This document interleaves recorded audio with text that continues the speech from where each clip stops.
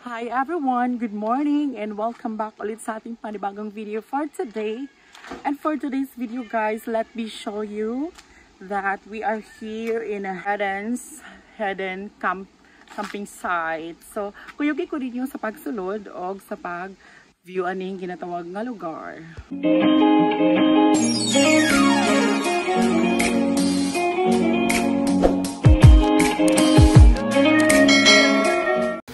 Sa ganahang mulaag aning tourist spot destination, nakalokit ni siya diri sa Sitio Malindog, Barangay Gamot, Barubo, Surigao del Sur.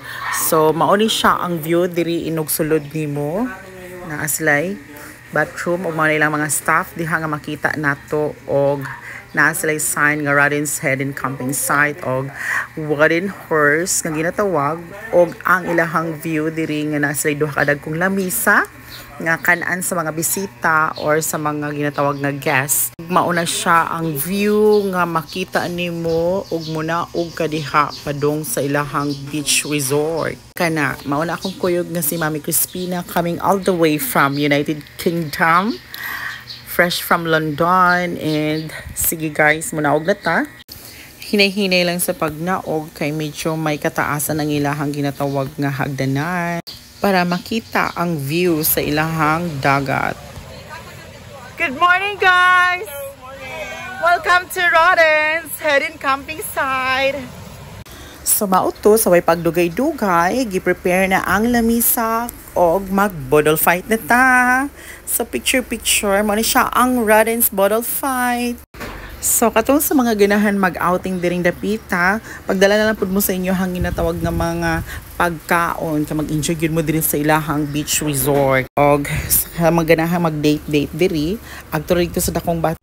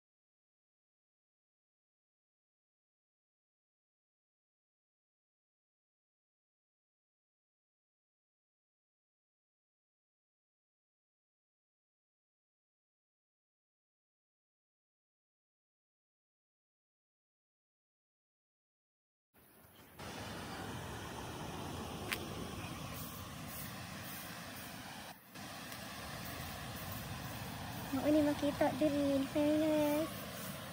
Okay. Amazing ka ayo. Amazing ka siya.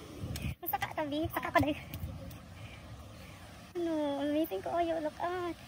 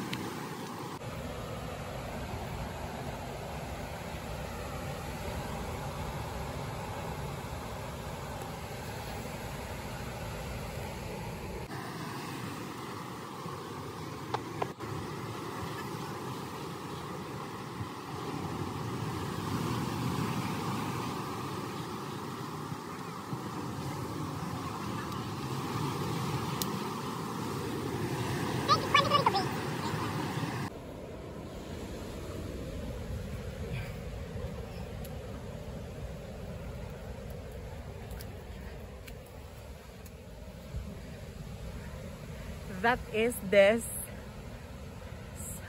Pacific Ocean. Yeah, Pacific Ocean.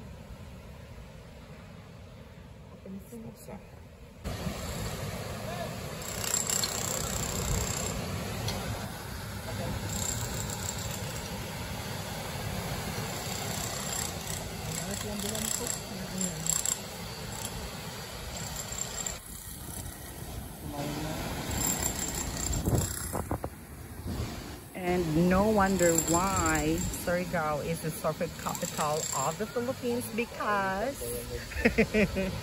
because of the big waves, and it's often overseen the Pacific Ocean. Look, alam niyo sa video da.